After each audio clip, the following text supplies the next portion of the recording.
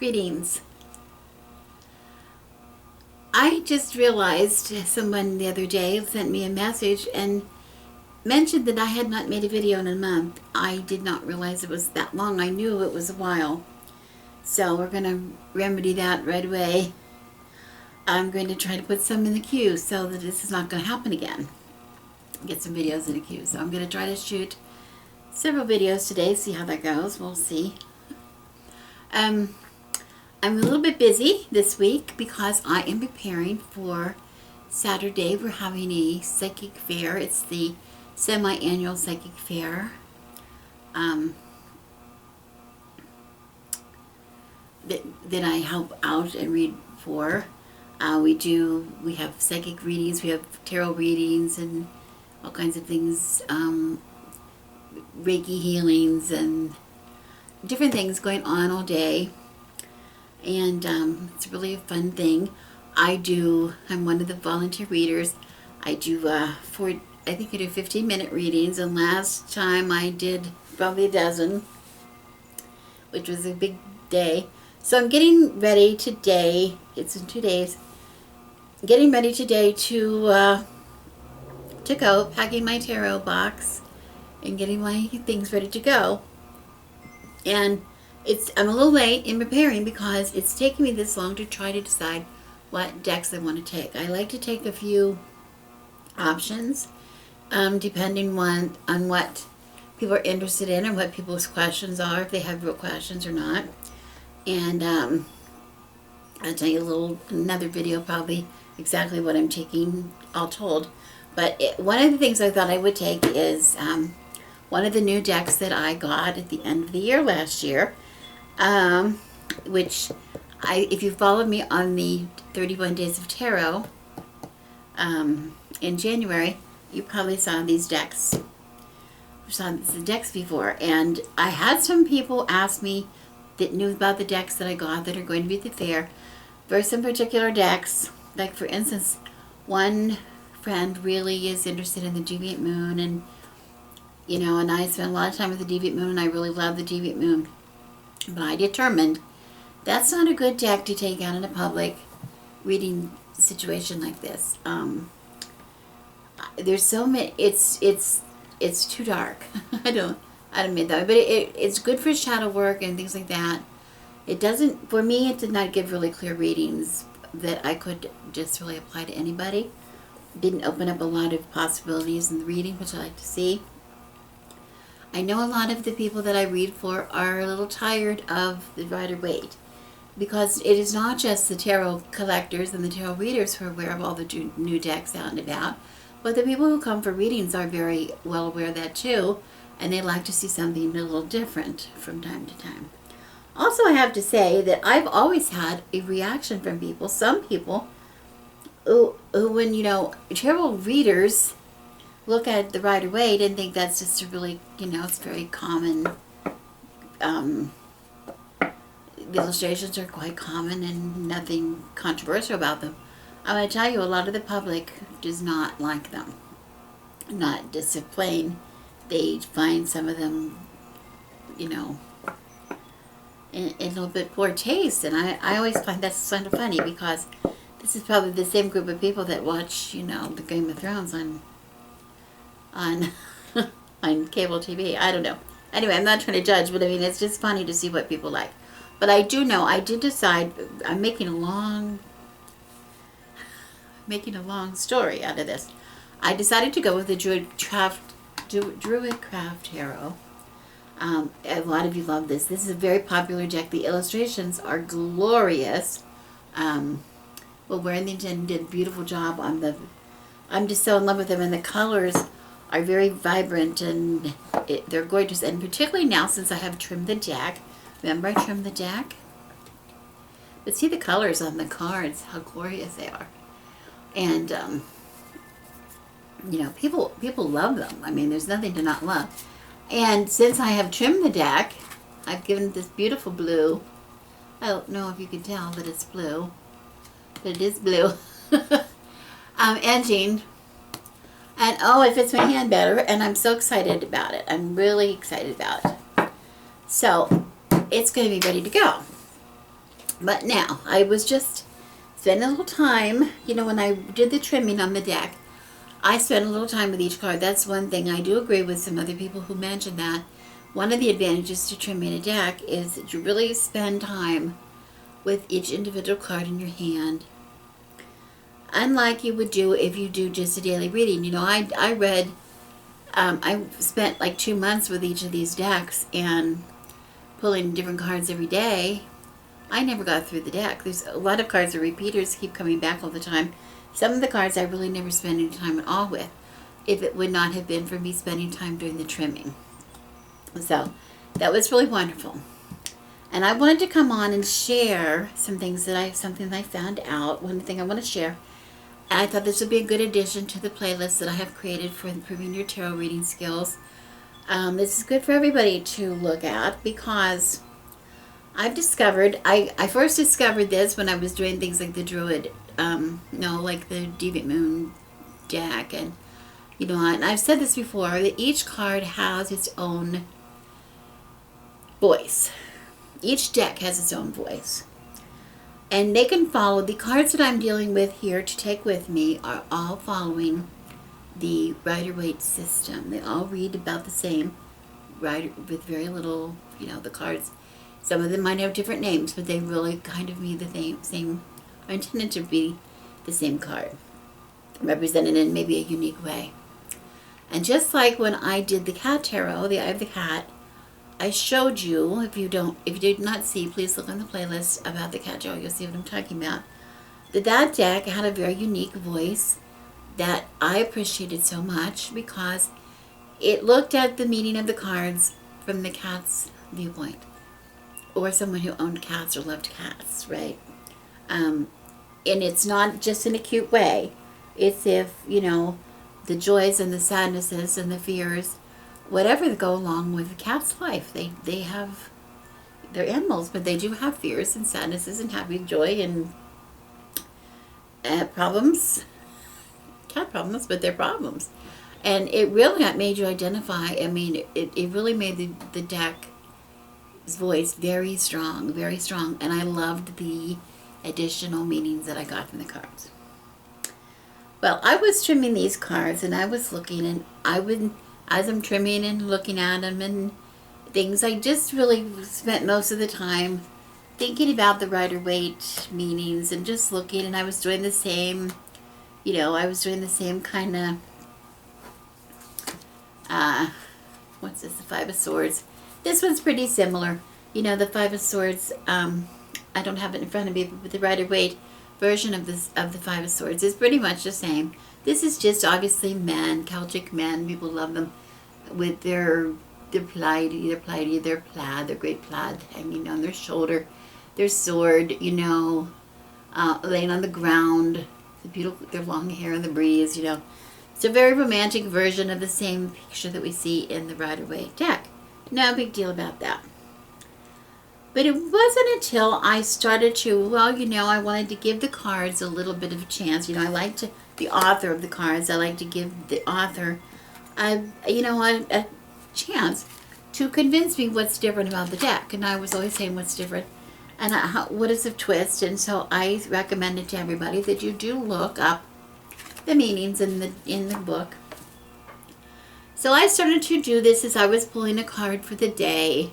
I would put the Five of Swords, and I would look up what did Philip and Stephanie Carr-Gom say about the Five of Swords, and I would look in the book under Five of Swords, and I would see a conflict. You might find yourself in a conflict with others. Might not be serious. It might just be an argument. It might be almost just a competition, and that's always kind of what I.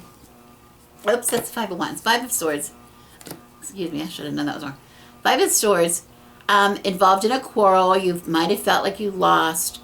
Things where people are walking away. It's just not good. It's like there's communication, some kind of a breakdown of communication or something that's gone on here. Pretty much the same as we see in the Rider-Waite, if we would look in the book for Rider-Waite, or just, I don't know. I don't have a book for Rider-Waite, I don't think. But anyway, just, are sort of accepted universal meanings of some of these cards. Even though there's a lot of them, but we still pretty much agree on what the cards mean. Okay. But then I looked at the card, and I'm thinking of the same twist that I was looking at when I was looking at the Cat Tarot or looking at the Bob Wood. Like, what is the twist? What is and I said to myself, show me something different. Can you show me something different in the cards? And the first one that really caught my eye, which I'm not sure why, but it did, was the Tower. First of all, I want to show you the Tower. Let me do that first. The Tower, this is in the Hoi Polloi. This deck I'm comparing it with is the Hoi Polloi, my 1972 knockoff version of the Rider-Waite. This is one that I've carried with me my whole life. Not my whole life, but since I was in college. And it shows, and everybody knows this to be some kind of a big change, something really unpleasant, and something that is happened really, it's something that has changed, big change, big shakeup, right? A big shakeup of some kind. And it could be bad, but really remember that something has to change, something's gonna go, so something else making room for something new. So that's the bright side of the card. We always see a good and a bad to these cards. And my goodness, I never realized, I looked at the back, look at the difference in, you see the thick and thin? This is a very thin margin on this side and a very thick on this side. I know that drives people crazy. This is why I could never trim this deck. I would never want to, but I could never trim it because I don't even think that lines up with the cards with the design on the front. I don't think it's in the same place. It's kind of weird. Anyway, a big shakeup of sorts coming from the Tower card. And yeah, show me out something new. But here I have this card, and all of a sudden, and I don't know how good the light is in this room, if you can really see this or not. But when I looked at this card, I pulled this card out. The first thing I saw was the light. Something as I see the light from as the lightning strikes the tower and the fire ensues, right? And the clouds in the distance and the starry sky in the distance, and that big rock. So people are plummeting out of there's little people falling out of there. But it is seeing the light.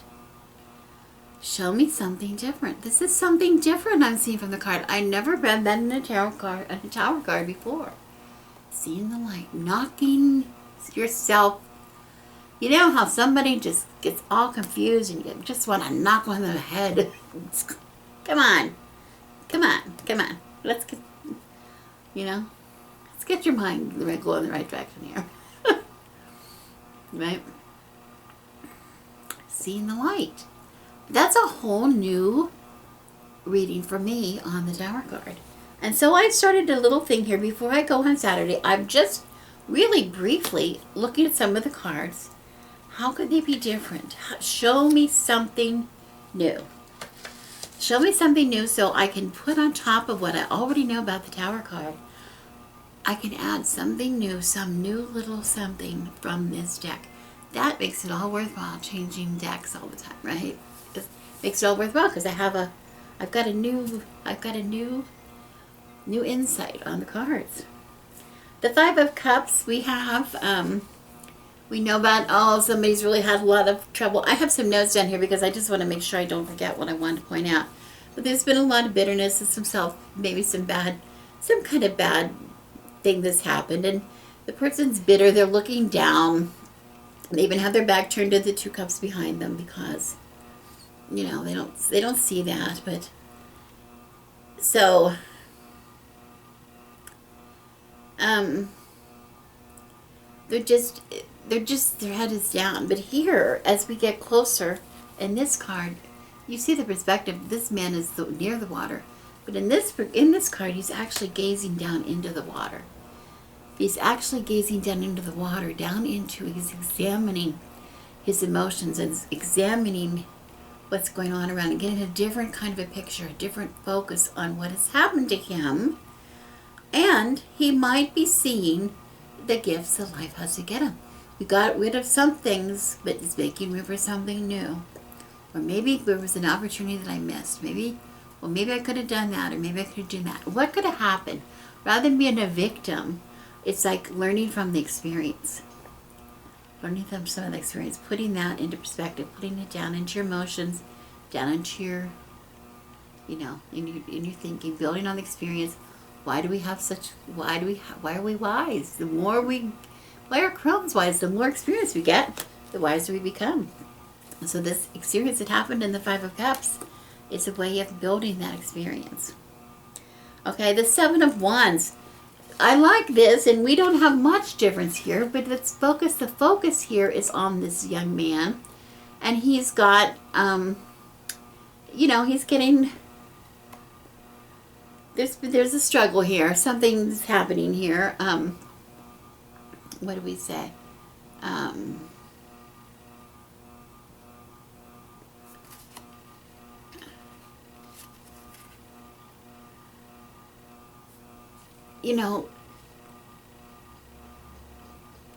There's almost like the feeling of, I've said this in before, a lot of these Rider-Waite cards give me this feeling of, the king of the hill kind of a situation. Like, I'm up here and I'm battling for status or whatever. I'm up here for the sake of being up here. That's why I was looking on one of my teaching charts that I have for people. If I have anything on the chart that might help. Not really, but it's just all about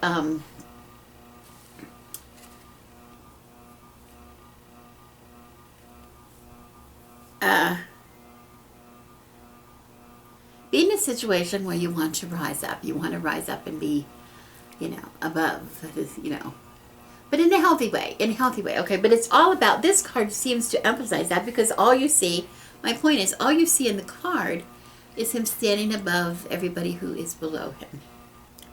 Okay? But in this card, in the Druid craft, here is this young man.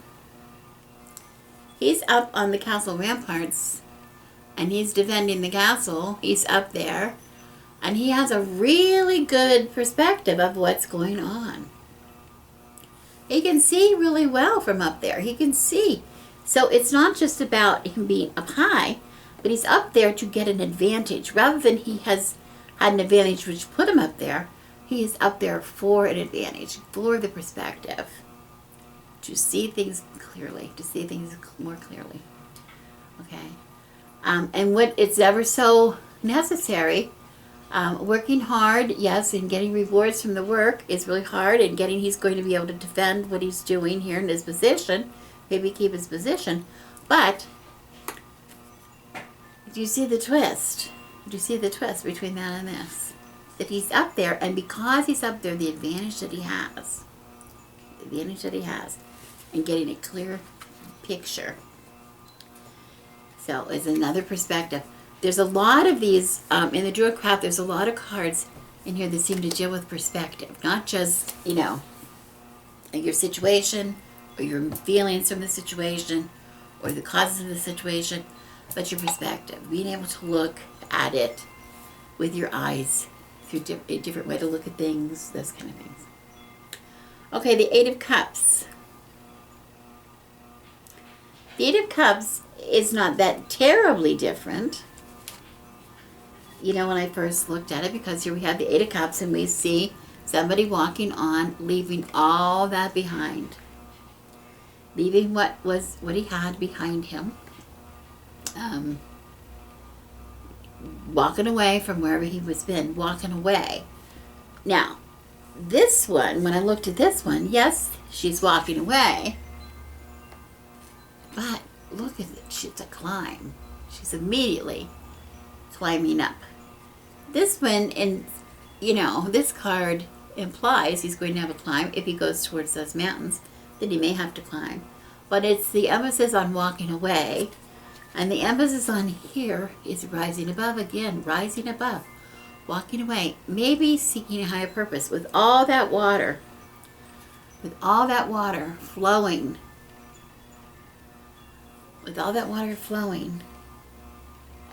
it makes me feel that it is, that emphasizes that emotion of that, or that, intuition, the knowing that it's time not just to walk away, but time for something better, time to set your sights higher than they were. So it's a different kind of position. This one rather feels like, I got to get out of here. I just have to get out of here. This one says, I'm going to do better than this. I know better. I am better.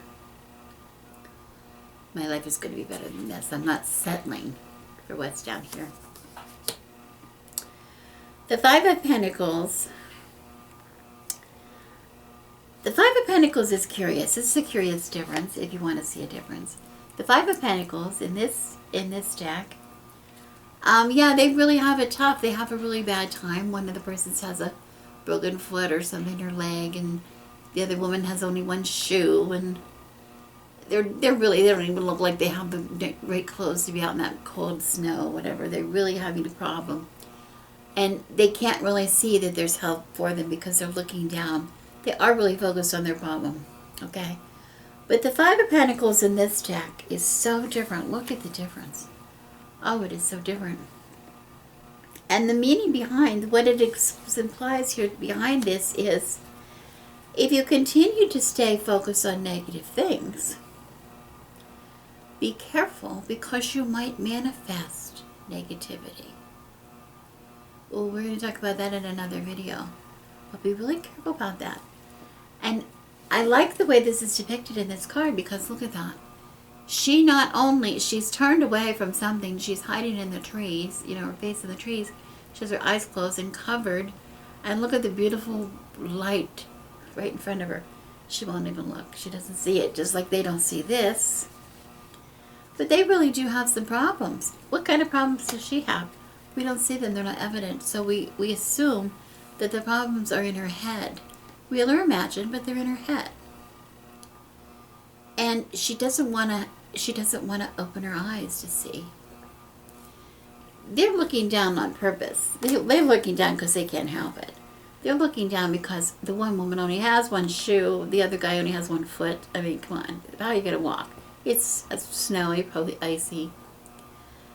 It's probably windy. They look coward against the cold wind. So of course they're gonna look down. This woman is just looking into herself. She's not looking anywhere. And I like it in the background. We also see a reminder. She's looking this way. The horse is chasing a hare that direction. Completely behind her. Kind of interesting. It's a different perspective. The same card, but it's a totally different perspective. It still means basically the same thing. It can, but a little bit of a twist. A little bit of a twist on that, which is so fun to read. It's just fun. Makes it fun to read. The Two of Pentacles, I found this one really interesting too, because the Two of Pentacles is always about juggling things. The need to seek balance between things.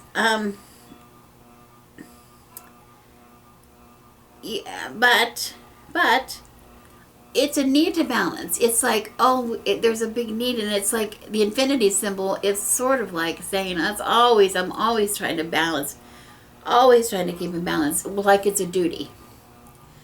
Like, it's important for all of us to keep our lives in balance, keep ourselves in balance, keep a balance between our family and our work, and keep a balance between our work and our play, and keep a balance between our, what we eat and what we burn off with exercise. We're always trying to keep a balance. It's like work. It's a duty. But the Two of Pentacles in this card, if I look in the book, mentions the need to seek balance requires trust and playfulness rather than just concentration or caution. And also that it might be a joy rather than a burden. Seeking balance. And if we can see, you cannot see, I'm sure, but in the background here are ships crashing around in some pretty big waves, and it looks like they're having a little trouble going.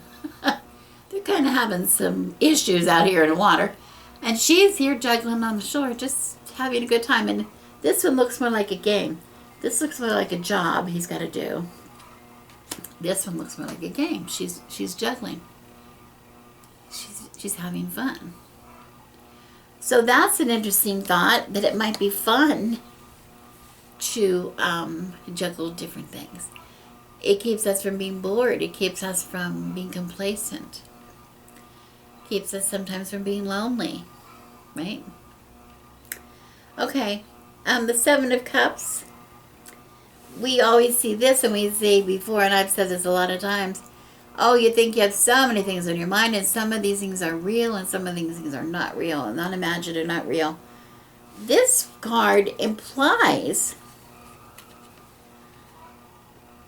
that it is hard to tell what's real and what's not real. You see, as he looks into the water, he sees almost a perfect reflection of the cups.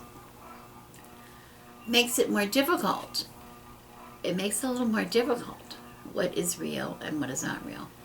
But it's rather in knowing, you need to know the difference. This one, they all are different, and it's almost, oh, I don't know. There's too many things, But they all look different, though, don't they? These all look the same. These all look the same. So there's going to have to be some use of intuition to know. There's going to have to be some, use your head. Use your head. Try to figure it out. Try to make sense of it all with your head, right? Okay. Next we have the Six of Wands. I love this one. And don't worry, I'm not going through the whole deck. I only have like about a dozen cards here I want to show you. And there's a purpose for this. I feel there's a purpose, so. Anyway, we talk about the Six of Wands, which is everybody celebrating your success. You've done it. Oh, it's great. Now you have everybody coming out. You're showing other people what you've accomplished. You're putting your success in front of you. It's like a big deal. This man, however, in this deck, he's not showing off his success or his accomplishments. He's somebody who was made successful by his ability as a good leader. He is somebody who is successful and uses his success as to inspire others to follow him. He's using it for rather than parading it at. Boy, that's a big difference. That's a big difference, and that might make a difference in a reading. It really might make a difference in how that's read. Okay, the Nine of Wands. See, some of these are just, a lot of these in the Minor Arcana. That's why I like this so much, because it's a little bitty stuff of, remember the Minor Arcana is a little everyday stuff. They seem insignificant things, but these are the things that make up our lives, the little things make up our lives. So we need to really pay attention and really try to get as close an accurate reading as we can on some of these Minor Arcana cards, I think. We focus too much on the big, oh my God, it's the death card, We need to, because this is what's going to make or break us, these little cards. The Nine of Wands, yes, it talks about being able to trust and to overcome things that, difficulties, right? And being able to set up boundaries, and he's kind of protected. He's kind of protected, but this man is almost, he's defending himself. Like, he's not just protecting himself, he's defending himself, and the danger is becoming isolated. See how he has the wands sharpened to points, and they're pointed out. Nobody coming over those. You're not going to get me. You're not going to get me. Right? This guy's trying to recover. He's still among whatever it is around him.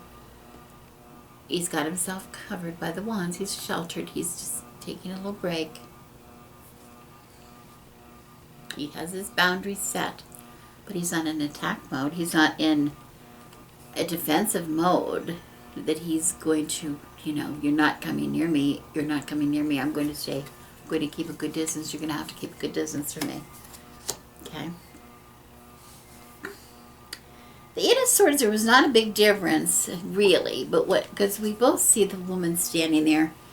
And we know the story about this woman. She could take off her blindfold and work herself loose from those wrappings that are kind of loose. And you can see here in this, she could easily step outside. She's not, of these swords in the ground there, she's not really being held captive there.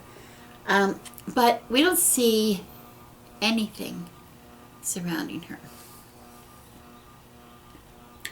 Nothing is surrounding her. So whatever she's trapped, we see that it's entirely of her own making. That, good or bad, I don't mean good or bad.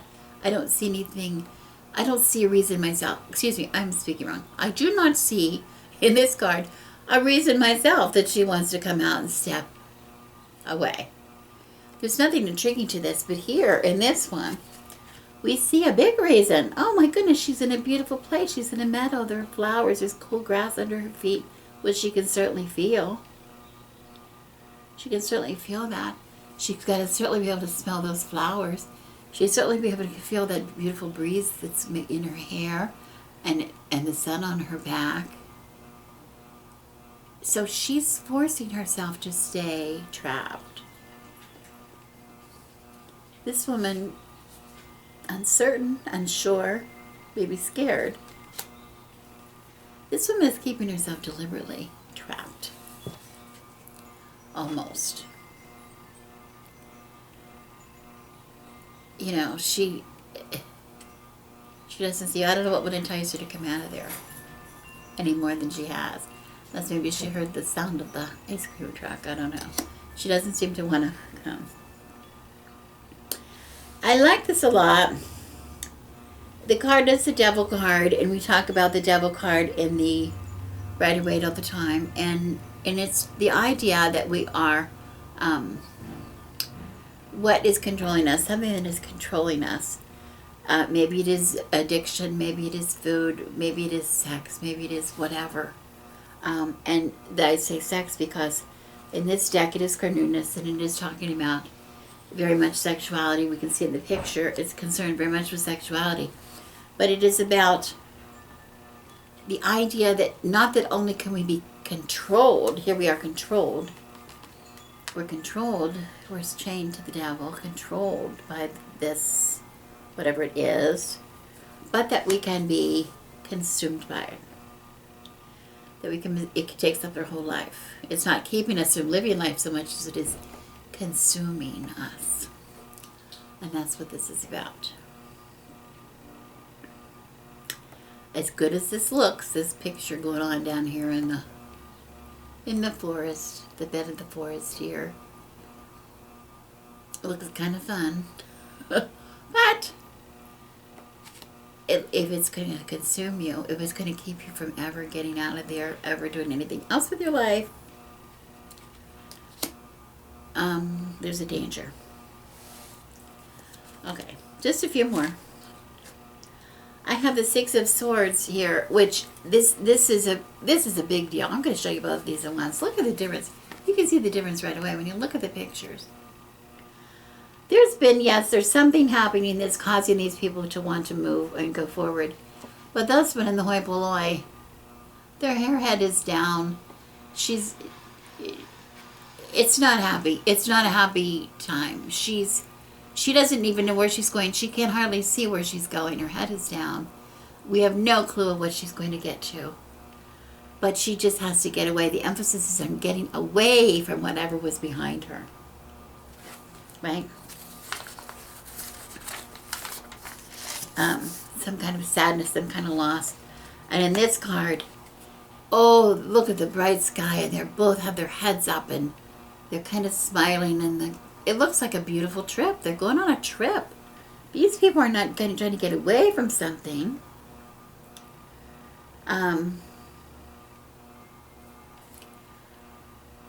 They're going towards something. They're going towards something. So if there was a loss or there was a sadness, we can still say there was a loss or sadness, but they're on the road to healing. They're on the road to healing. These people are not ready to heal. They're not healing. They just got to move away from the hurt. But these people, they're healing. They're ready for the new. They're going something new. Something's going to happen new to them. Okay. This was a very obvious one. I love this one. This is the Wheel of Fortune, which we even see. It reminds us very much of Vegas, and it reminds us also of the karmic wheel. We say what goes around comes around. That the wheel, nothing stays the same forever. Things have to change.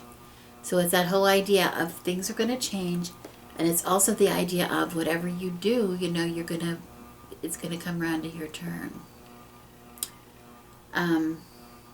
So it's almost just fate. It's almost just something like chance or fate, whether your day is going to be good or your day is going to be bad, whatever, that kind of a feeling. Where the wheel in this deck, that has nothing to do with chance or fate. This has to do with this cycle, the wheel of the year, the cycles of life.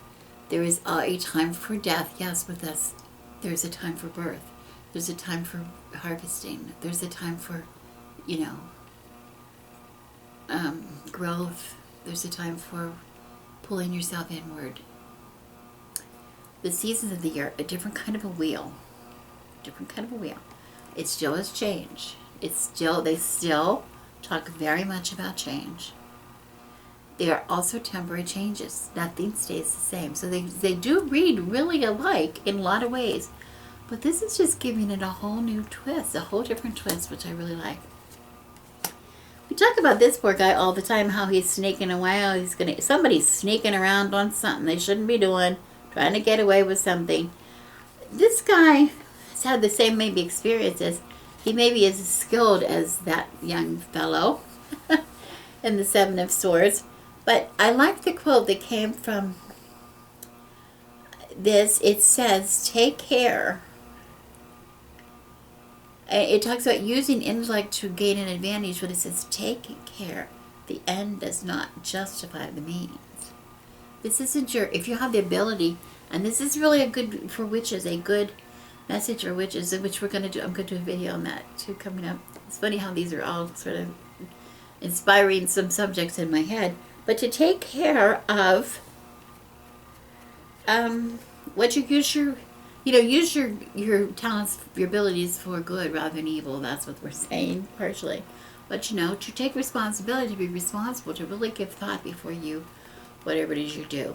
That, using deception or using, something sneaky or whatever, it's not really getting you ahead in the long run. So, we need to be cautious about that.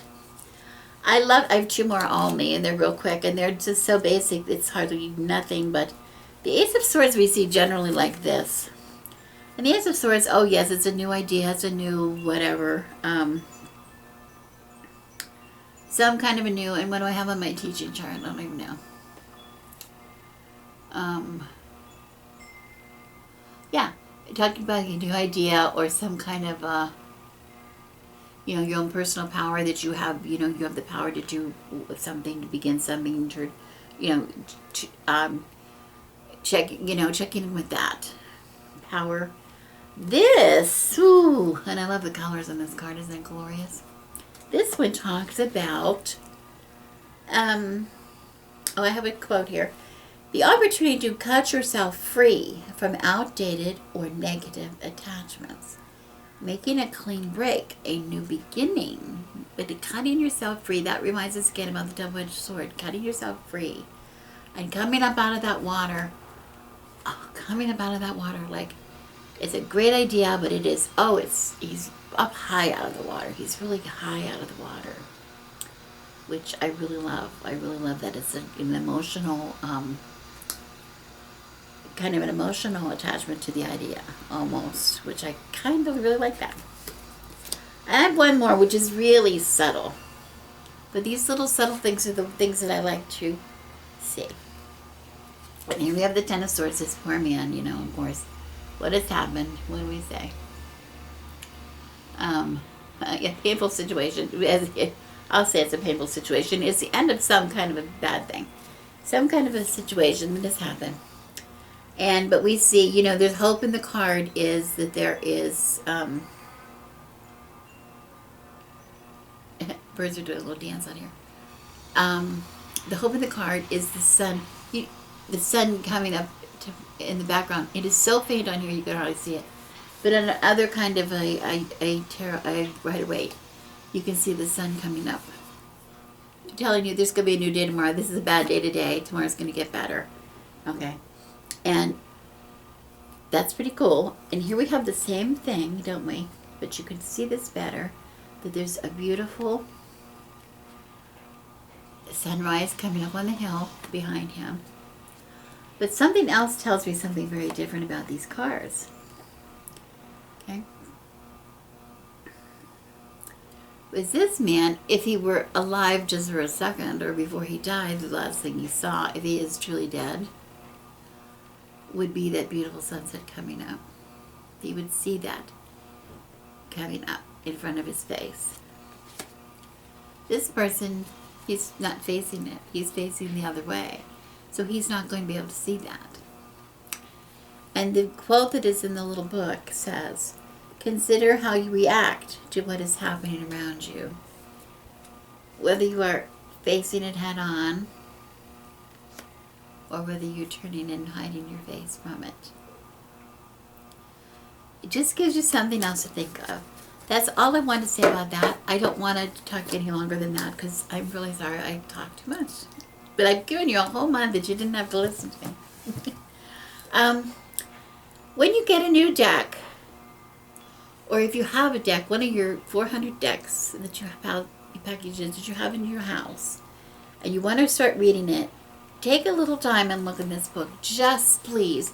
I don't want you to go by the book. I'm not saying you have to go by the meanings. I don't use the book when I read.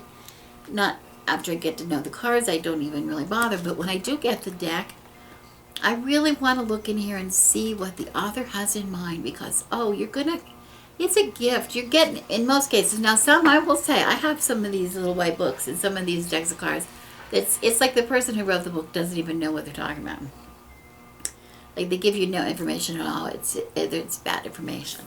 But this is these meetings were, I think they were really given some thought by the people that wrote these. Philip and Stephanie Carr Gom